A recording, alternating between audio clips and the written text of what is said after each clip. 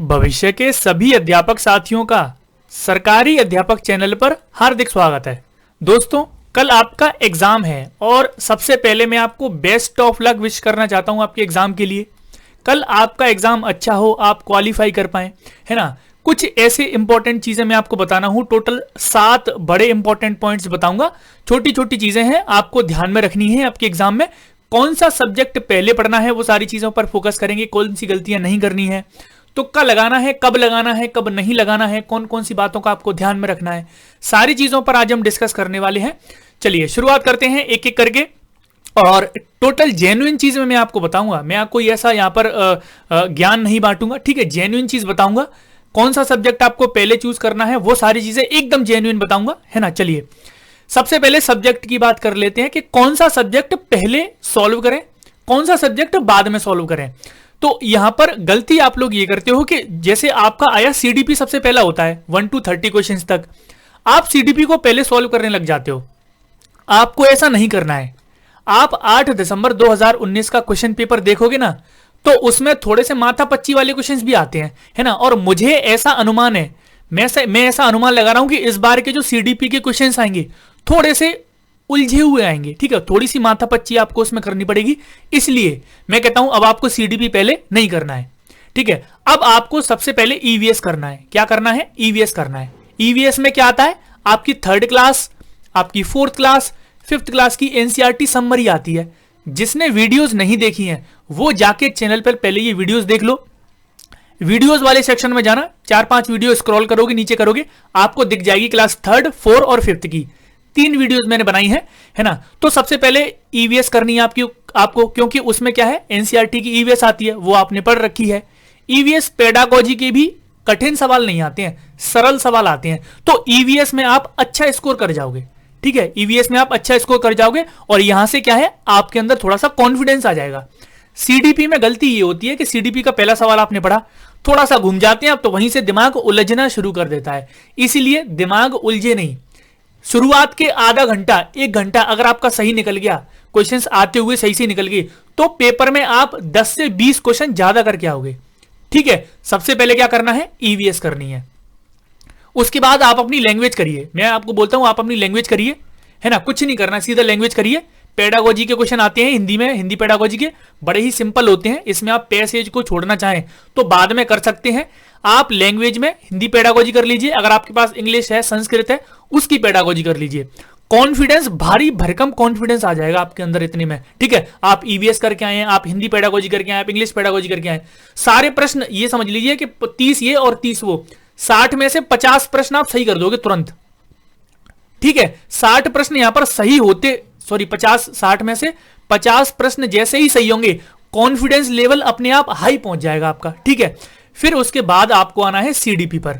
फिर आपको बाल विकास के प्रश्न करने हैं। फिर आपको गणित, अपना जो मैथ्स है वो करना है, ठीक है। और इसके बाद आप जो पैसेज छोड़े हैं उनको भी कर सकते हो। पैसेज के लिए लास्ट टाइम सबसे बेस्ट रहता है ना, क्योंकि उसमें पढ़ना पड़ता है पूरा पैसेज। पूरे पैसेज का सार क्या है, उसका एक प्रश्न आपसे जरूर पूछेगा कि पूरा पैसेज आपने पढ़ा कि नहीं पढ़ा, ये वही चेक कर लेता है ना। और पैसेज पढ़ने से पहले पैसेज के जो 5-7 प्रश्न होंगे ना, उनको पढ़ लेना। प्रश्न को पढ़ लेना सबको एक बार, फिर पहला प्रश्न पढ़ना ध्यान में रखे, उसके बाद पैसेज को पढ़ना, ठीक है। पहले क्वेश्चंस को पढ़ना होता है, फिर पैसेज को पढ़ना होता है, क्योंकि आंसर आपके तुरंत की ना किसी लाइन में पैसेज में फिर मिलते जाते हैं, ठीक है। तो ये सीक्वेंस है, मैंने आपको क्रम बता दिया है। पहले ईवीएस पढ़नी है, फिर हिंदी पढ़नी है, फिर इंग्लिश, फिर सीडीपी, फिर मैथ्स के क्वेश्चन करने हैं, ठीक है। तो पहला तो मेरा ये है आपके लिए टिप। दूसरा टिप मेरा आपके लिए ये है कि एग्जाम से पहले थोड़ा सा रिलैक्स करें, हड़बड़ी ना मचाएं। बहुत बच्चे होते हैं भागे भागे लेट पहुंच रहे हैं एग्जाम में, है ना, जल्दी घर से नहीं निकल पाए हैं, ऑटो खराब हो गया, बाइक खराब हुई, बहुत सारी चीजें होती हैं, ठीक है। तो हड़बड़ी में लेट भी पहुंच रहे हैं ना आप, तो रिलैक्स होकर वहां पर जाएं, रूम में रिलैक्स होकर बैठें आराम से। हड़बड़ी में बच्चे बहुत ज्यादा हड़बड़ी में होते हैं, और कोई भी चीज या फिर कोई भी डॉक्यूमेंट कर रह गया, तो उन सबको पहले से ही एक रात पहले, यानी कि आज आपको सारे डॉक्यूमेंट्स, सारी चीजें एक जगह इकट्ठा कर लेनी है। कल सुबह फिर निकलना है एग्जाम के लिए, ठीक है। और आराम से रिलैक्स होकर एग्जाम में पहुंचिए। कोई भी हड़बड़ाने वाली बात नहीं है ना। आप हड़बड़ा के वहां पर पहुंचे और टेम्परेचर गन से आपका जो टेम्परेचर है वो चेक किया, वो ज्यादा बैठ गया, ये हो गया, बहुत सारी चीजें दिक्कत हो जाती हैं, ठीक है। और जब आप ओएमआर भर रहे होंगे ना, OMR भरने के 2 मिनट बाद जैसे OMR आपने भर ली पूरी, फिर आप क्वेश्चंस को करने लगे तो तुरंत ना करें। OMR कैसे भरनी है इस पर मैंने आपको कल वीडियो बना के दी थी, जाके वीडियोस में देख सकते हैं कि OMR को कैसे भरा जाता है, ठीक है। और OMR को तुरंत भरने के बाद तुरंत क्वेश्चंस पर मत आए। OMR को भर लिया, 1 मिनट बैठे शांति से, पहले देखें क्वेश्चंस, सारे सेक्शन देखें, एक एक करके पूरा पेज जो आपका क्वेश्चन पेपर है पूरा पलट दें उसको, ठीक है। सारे क्वेश्चंस को देख लें कि कौन से क्वेश्चंस कहां पर है, लैंग्वेज 1 लैंग्वेज 2 पूरा तसल्ली से, फिर उसके बाद करना शुरू करें, ठीक है, रिलैक्स होकर। तीसरा है पॉइंट मेरा कि सब्जेक्ट वाइज फिलअप करें OMR शीट को। जैसे मैंने आपको बोला कि सबसे पहले आप EVS सॉल्व करना, आपने EVS सॉल्व करी, EVS के 30 प्रश्न कर लिए, उन 30 प्रश्नों को फिर OMR में भरें, देखकर भरना कि EVS के प्रश्न कहां से शुरू हो रहे हैं, है ना, 51 से हैं, 61 से हैं कि कहां से हैं, ये चीज देख के भरना, ठीक है। आपने देख लिया कि EVS पहले करिए तो EVS के कौन से लाइन में आएंगे वो सारे प्रश्न भर लें, है ना। तो सब्जेक्ट वाइज OMR को भरें। जब मैंने एग्जाम दिया था तो मैंने भी बहुत सारी गलतियां कर दी थी, जल्दी जल्दी में मैं OMR भरते जा रहा था, 3 से 4 या 3 के आसपास मेरे क्वेश्चन ऐसे गड़बड़ हो गए थे कि 2 गोलों में मैंने 2 गोले भर दिए थे, है ना, तो 3 नंबर मेरे वहां पे कट गए थे। तो इस तरह से जल्दी जल्दी ना भरें, आराम से सब्जेक्ट वाइज भरें, पूरा एक सब्जेक्ट लें, फिर उसको OMR में भरें, फिर दूसरे सब्जेक्ट को करें, फिर उसको OMR में भरें, ठीक है। एक साथ मत भरना, क्योंकि सीटेट एग्जाम में टाइम कम रह जाता है, क्योंकि क्वेश्चंस बड़े बड़े होते हैं, है ना। तो आराम आराम से सब्जेक्ट वाइज भरना। अगली टिप है, क्वेश्चंस को पढ़ने से पहले, प्रश्नों को करने से पहले प्रश्न में 3-4 चीज देख लेना, कहीं उसमें नहीं तो नहीं दिया है ना। जैसे हम बहुत बार पढ़ाते हैं तो हम पढ़ाते टाइम भी गलती कर देते हैं कभी कभी, है ना। क्वेश्चंस में देख लेते हैं उसमें लिखा है असत्य, उसमें लिखा है सिवाय, हम देख लेते हैं प्रश्न में सिवाय हमने पढ़ा, हमने थोड़ा सा नजरअंदाज कर दिया, हमने देखा नहीं, गलत कर दिया, है ना। तो इन सब चीजों को देख लेना कि प्रश्न नेगेटिव तो नहीं है, उसमें नहीं होगा, अगर नेगेटिव होगा उसमें गलत भी लिखा हो सकता है, उसमें असत्य भी आपसे पूछेगा, उसमें सिवाय भी आपसे पूछेगा। इन सब चीजों का ध्यान रखना प्रश्न को पढ़ते समय। उसके बाद फिर ऑप्शन पढ़ना। पहले डिसाइड कर लेना कि प्रश्न क्या पूछना चाह रहा है, पॉजिटिव पूछना चाह रहा है कि नेगेटिव पूछना चाह रहा है, ठीक है। तो इन सब चीजों का ध्यान रखना प्रश्न को करते समय। आगे है, प्रश्न अगर नहीं आता है, डाउट में हो आप, फिर टैग वर्ड्स का यूज करना।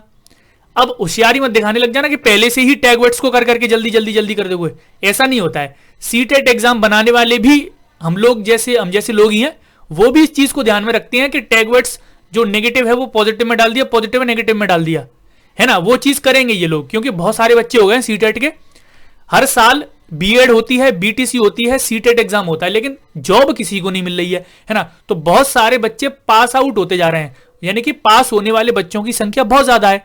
तो उनको कम करने के लिए एग्जाम का जो लेवल है वो थोड़ा सा हर साल बढ़ता जाता है। किसी भी एग्जाम का मान लो आप, इंडिया में कोई भी एग्जाम हो रहा है, सबका लेवल हर साल बढ़ता जाता है, ऐसे ही सीटेट भी बढ़ा के देगा।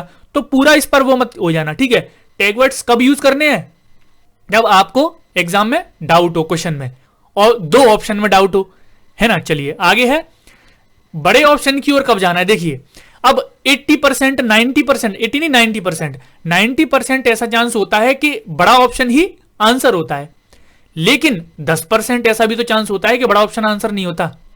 उस चीज को भी आप ध्यान में रखिएगा। टैग वर्ड्स आपने देख लिए, बड़ा ऑप्शन आपने देख लिया, फिर उसके बाद ही, और अगर प्रश्न आपको नहीं आ रहा है तो ही उसमें टैग वर्ड्स का यूज करना, बड़े ऑप्शन की ओर जाना, ठीक है। तो ये चीज आपको ध्यान में रखनी है। और कॉमन सेंस का यूज करना है कि सर ने बोला था बड़ा आप देख लो तो उसको तुरंत आंसर होता है, वो ऐसा नहीं होता है, ठीक है। 90% होता है, मैं मानता हूं 90% होता है, लेकिन अभी जो 2021 का सीटेट है इसमें थोड़ा सा रेशियो कम कर दे, वो 2-4 क्वेश्चन ऐसे दे दे जिनमें छोटे छोटे आंसर हो।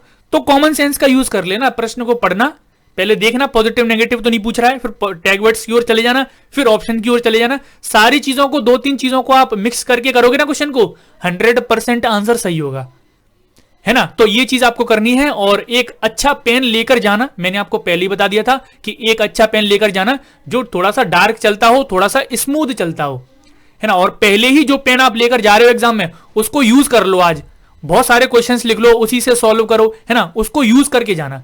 न्यू एकदम नया पेन लेकर मत चले जाना, ठीक है। तो ये सारी चीजें हैं आपको ध्यान में रखनी है। सबसे ज्यादा इंपॉर्टेंट इसमें यह है कि सबसे पहले EVS ही सॉल्व करना, उसके बाद हिंदी, इंग्लिश, फिर CDP पे आना, फिर मैथ्स पे आना। इस तरह से आप अपने प्रश्नों को सॉल्व करेंगे। तो ये कुछ लास्ट मिनट के टिप्स थे मेरी तरफ से है ना। अगर आपको समझ में आते हैं, अच्छे लगे हैं, तो वीडियो को लाइक जरूर कर देना और शेयर भी वीडियो को कर देना। और मेरी तरफ से आप सभी को best of luck for your CTET exam.